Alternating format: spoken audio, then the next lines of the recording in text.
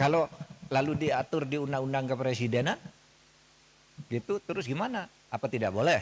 Kan itu tanggungnya presiden. Oh, diatur anunya Pak, kalau dibelokkan di bawah. Nah, silahkan kalau itu mau dimasukkan, meskipun kalau itu terjadi itu hukumnya sudah ada dan sudah ada banyak yang masuk penjara gitu. Gitu. Makanya cari. Saya bukan tiba-tiba setuju dah undang-undang kepresidenan, tapi dicari bahwa itu sudah lengkap diatur di berbagai undang-undang, hanya tidak satu, tapi pelaksanaan di lapangan banyak abuse of power, penyalahgunaan kekuasaan itu. Nah, saudara sekalian, sampai saat-saat akhir di masa jabatan misalnya, dalam masa istilah Mas Zainal Arifin Mukhtar itu masa lemdak. Masa lemdak itu masa bebek lumpuh, di mana presiden itu sudah tidak lagi menjadi presiden karena sudah terpilih yang baru, cuma menunggu pelantikan, tuh lemdak namanya. Lemdak itu namanya kalau secara hukum disebut masa demisioner. Nah, belakangan ini di masa demisioner, gitu. Di masa demisioner banyak sekali kebijakan-kebijakan strategis yang kemudian mengikat presiden baru. Orang protes, terus presiden baru apa dong? Nah, ini kalau mau diatur oleh undang-undang kepresidenan boleh juga. Dicoba nanti. Kalau di masa lemdak, begitu presiden baru diumumkan terpilih, tinggal nunggu 3 bulan pelantikan. Apa yang boleh dilakukan oleh presiden lama? Apa yang tidak boleh dilakukan? Diatur juga boleh. Masa-masa itu. Ya. Misalnya tidak boleh membuat keputusan strategis. Kan bisa saja loh. Gini loh, yang kemarin saya bayangkan. Kenapa saya itu sesudah pengumuman MK pemilu bahwa Prabowo Gibran menang sebagai orang hukum, saya katakan ya sudah, dia menang, saya mengakui dan saya mengucapkan selamat. Silakan laksanakan tugas ini dengan baik. Legowo. Tetapi sampai dengan pelantikan 20 Oktober, saya terus berteriak. Banyak abuse of power yang dilakukan oleh presiden. Dan yang saya takut itu, ini 20 Oktober kan, ini belum dilantik nih, presidennya udah nunggu di sini. Bisa saja sehari sebelum pelantikan dia mengeluarkan dekret bahwa pemilu yang kemarin saya anggap tidak sah karena saya lalai melaksanakannya. Oleh sebab itu tidak jadi pelantikan presiden, saya perpanjang lagi. Bisa.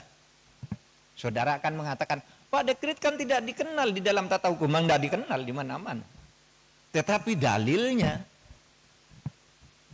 setiap kekuasaan yang diperoleh dan efektif ditaati, tidak bisa dilawan, itu mengikat. Tahu bukunya Hans Kelsen,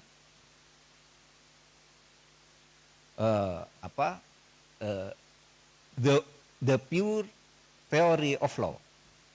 Itu kata ini, revolusi dan pemberontakan yang menang, perlawanan terhadap konstitusi yang menang itu menjadi hukum baru kalau bisa efektif dipaksakan kepada rakyatnya.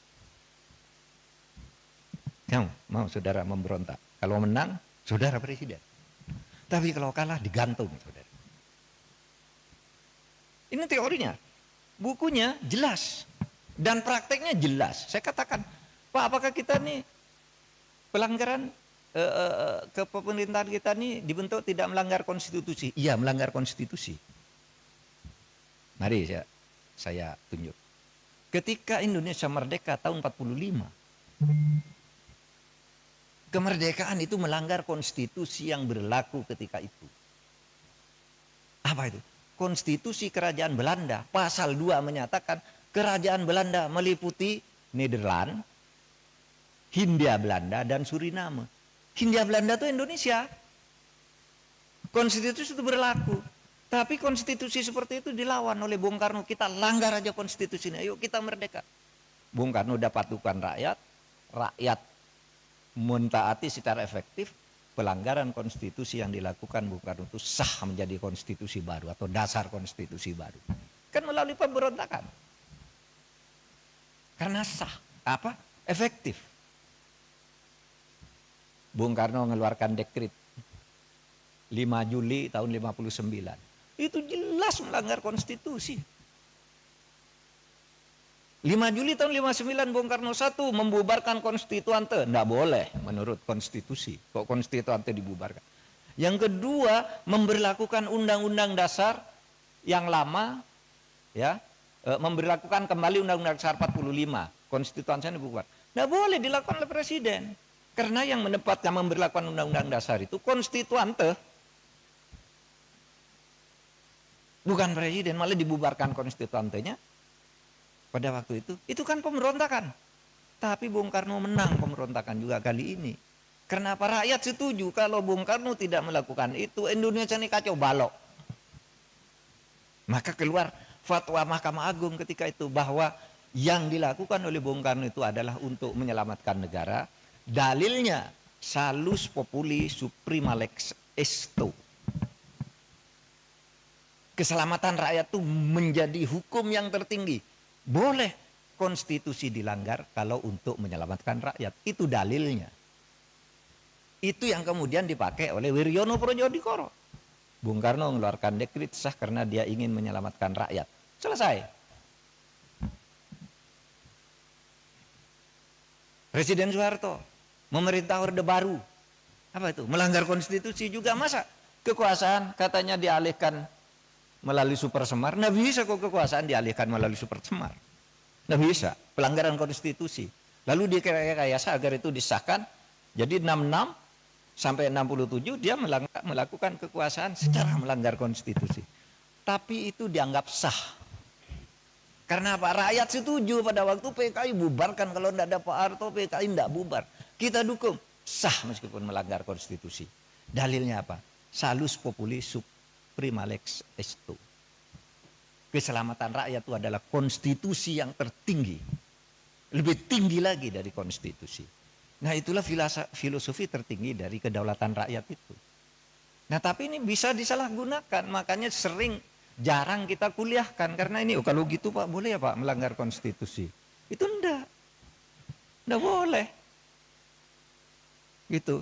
Cuma kalau itu terjadi karena keterpaksaan. Dan tidak ada yang bisa menghalangi. Jadi.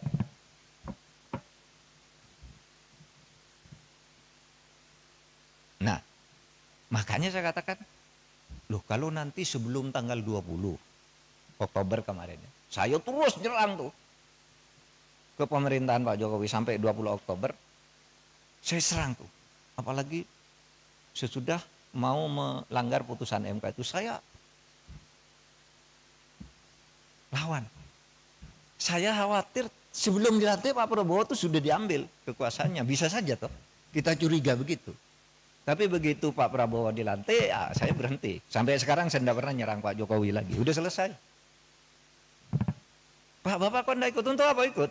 Tidak ada ruginya saya, tidak ada untungnya saya. Itu sudah ada yang ngurus. Gitu. Yang penting Pak Prabowo dilantik agar negara ini stabil. Karena ada alasan. Menyelamatkan rakyat itu bisa melanggar konstitusi. Nah itu bisa diatur nanti. Di rancangan undang-undang kepresidenan.